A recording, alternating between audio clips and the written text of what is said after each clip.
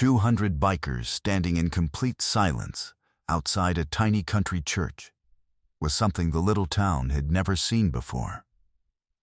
Not for a parade, not for a rally, and least of all, for the funeral of a man almost none of them had ever met. But it all began the day before, when a trembling 91-year-old widow shuffled up to the most intimidating-looking man in a roadside diner and whispered a single, desperate request. "I just need someone at the funeral. Just someone, so he isn't alone." And what that one fragile sentence set in motion, across hundreds of miles of dark highway, through dozens of phone calls and midnight rides, is going to put a lump in your throat before this is over. So stay with me, because the way that quiet little town woke up the next morning is something nobody who saw it will ever forget. We'll call her Margaret. And the afternoon this story begins, she pushed open the creaky door of a diner she and her husband had visited every Sunday for nearly 50 years, before arthritis and age finally made the drive too hard. The bell above the door jingled as she stepped inside, leaning on a thin wooden cane that had belonged to her husband, who had passed away just 6 days earlier in the small living room of the house they'd shared since the 60s. She dressed carefully that morning, in a pale blue coat and a hat he'd once said made her look like the prettiest girl in the whole state. A compliment spoken decades ago, back when they were young and the world felt larger and kinder. The diner smelled of coffee and bacon grease and warm pie crust. A few truckers sat scattered in the booths, but what Margaret noticed right away were the 4 big motorcycles parked outside the window, chrome shining like mirrors in the afternoon sun. And inside, at the corner booth, 4 men in black leather vests covered in patches, their boots muddy from the road. They belonged to a motorcycle club known across several states for their fierce loyalty to one another and their habit of riding the long, lonely highways most people preferred to avoid. The largest of them, a man we'll call Cyrus, had a beard streaked with gray and shoulders that looked like they could block out the sun. And yet there was something calm about the way he stirred sugar into his coffee, quietly listening as the younger riders talked about road repairs and the next state line they planned to cross before nightfall. Margaret hadn't planned to approach them. In truth, she'd spent the whole morning telling herself she wouldn't bother anyone with her problem. But the problem refused to go away. Her husband's funeral was the next morning, at the little brick church where the couple had worshipped for decades. And the pastor had gently explained that very few people had confirmed they would come. Their only son had died years earlier in an accident. Her husband's brothers were long gone, and most of their friends were either passed away or too frail to travel. The thought of him being buried in an empty church had kept her awake for 3 nights straight, staring at the ceiling, remembering the way he used to whistle while fixing old radios out in the garage. She sat in a booth for several minutes, pretending to read a menu while stealing glances at the bikers, gathering a courage that seemed to vanish every time she tried to stand. But finally, after nearly 10 minutes, she rose slowly, gripped her cane, and walked across the floor toward their table. The younger riders noticed her first and fell silent, unsure what she wanted. But Cyrus looked up and immediately gave her a respectful nod. "Afternoon, ma'am." She cleared her throat, suddenly aware that the whole diner had turned slightly to watch. "I'm sorry to bother you," she said, her voice trembling more than she expected. "I know you're probably just passing through, but I wondered if I could ask you something." He gestured to an empty chair. "You're not bothering anyone. Please, sit if you'd like." She stayed standing, afraid that if she sat she'd lose her nerve. So she clutched the cane tighter. "My husband passed away last week. We were married 68 years. Every expression at that table softened instantly. One of the men lowered his gaze. Another removed his cap. His funeral is tomorrow morning. The church scheduled it for 10, but there's almost no one left to come. She paused, embarrassed at how small the problem sounded out loud.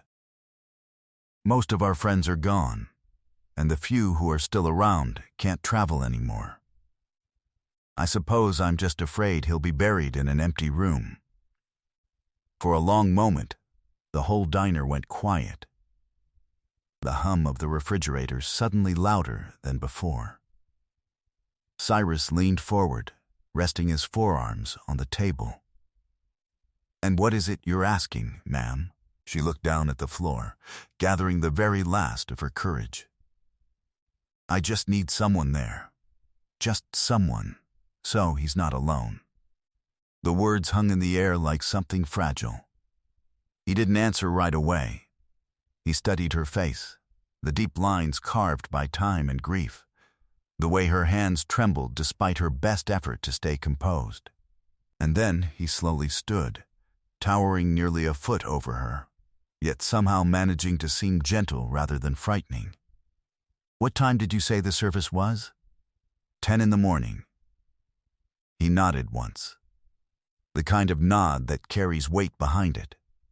"Ma'am, I think we can make sure your husband isn't alone."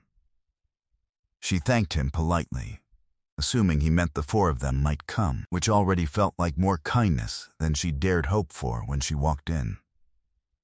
What she didn't realize, what nobody in that town realized yet, was that the simple promise made in that quiet booth was about to travel through hundreds of phone calls and messages and midnight highway rides.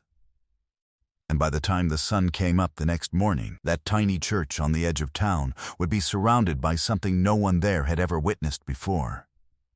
Because long after her taxi disappeared down the street, Cyrus stayed in that booth, staring at his phone with an expression the younger riders had learned to recognize.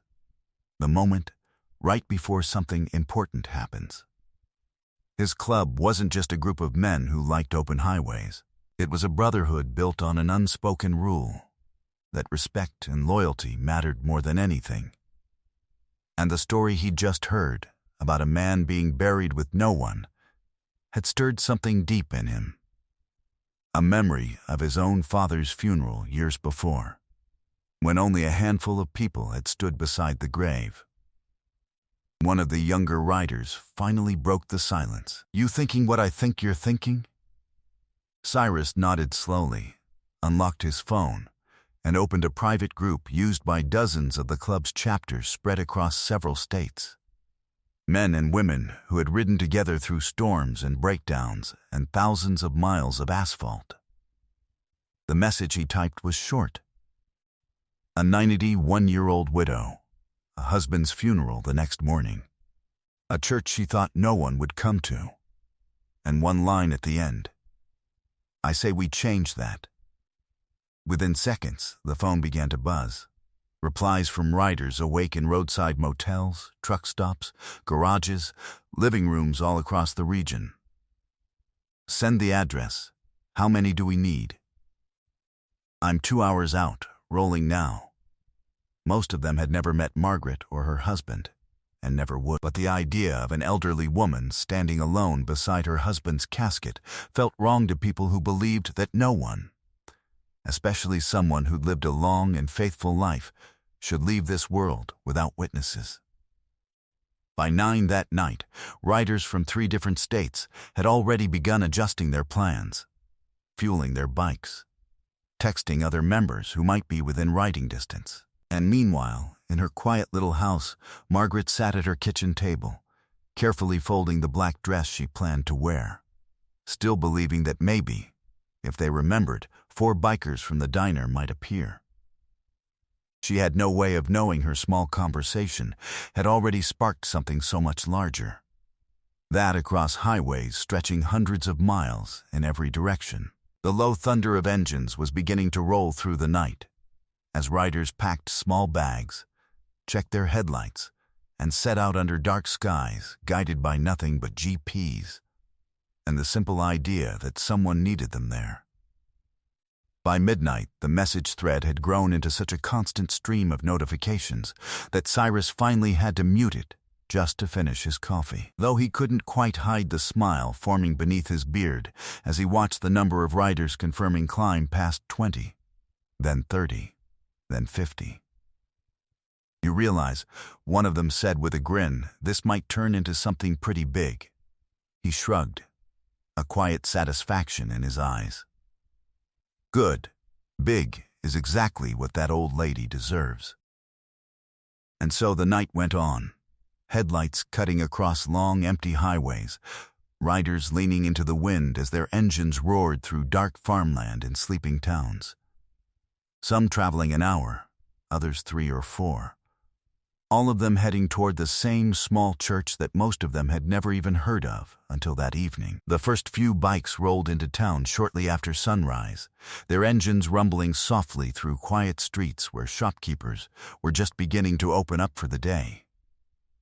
By 8, several more had joined, lining up neatly along the road outside the church in a growing formation that made passing drivers slow down and stare. Residents whispered on the sidewalks, wondering why so many bikers were gathering outside a church on a weekday morning. The caretaker stepped out to investigate and was met politely by a group of leather-vested riders who simply said they were there for a funeral. And what none of them realized yet, not the curious townspeople, not the caretaker, and certainly not Margaret, was that this quiet arrival was only the very beginning. Because the distant rumble of more engines could already be heard rolling in off the highway, and the number was still climbing with every passing mile. When Margaret's taxi finally turned onto the narrow road leading to the church the next morning, the soft country silence had been completely replaced by the steady rumble of engines echoing through the streets.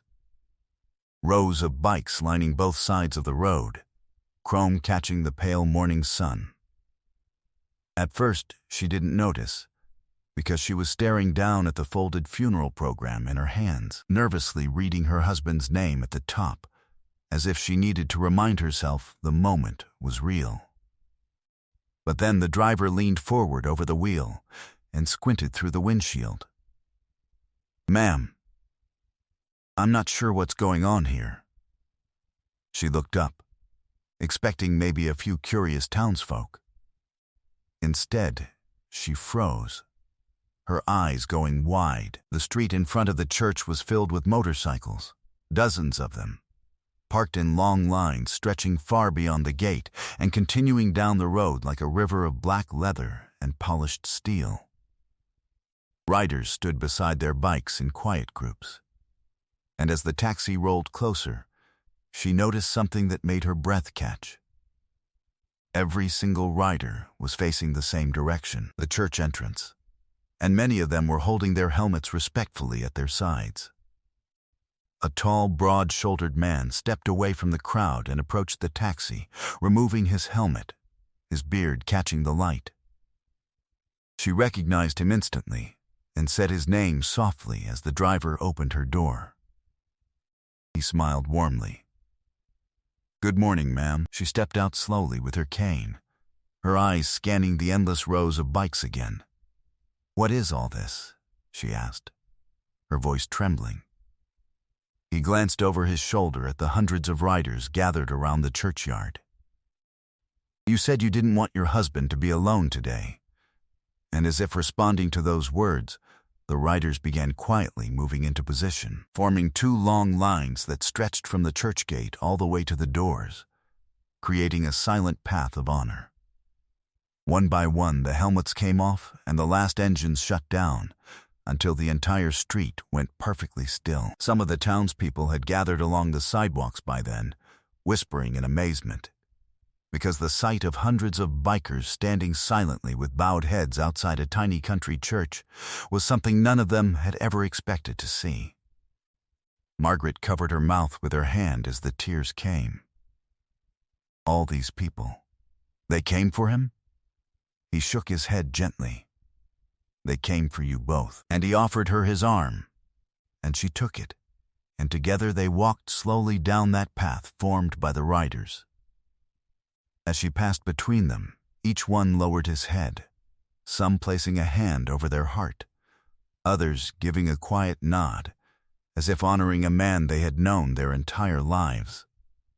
Inside, every pew was already filled with riders in their vests and boots, transforming the empty room she had so feared into a place overflowing with silent respect. Even the pastor paused in amazement when he stepped to the front and saw the crowd before him, clearing his throat before beginning in a voice that carried both gratitude and disbelief. And all through the service the riders remained completely silent, listening as Margaret shared the stories of her husband's life. The way he repaired radios for the neighbors, the way he whistled old country songs while he mowed the lawn, the way he never once forgot their anniversary, even after 68 years. When the time came for the final farewell, the line of riders waiting to pay their respects stretched out through the doors and into the street, each one stepping forward, some saluting quietly, others resting a gloved hand on the wooden casket for just a moment before moving on. And before the first bike pulled away, Cyrus handed Margaret a small envelope.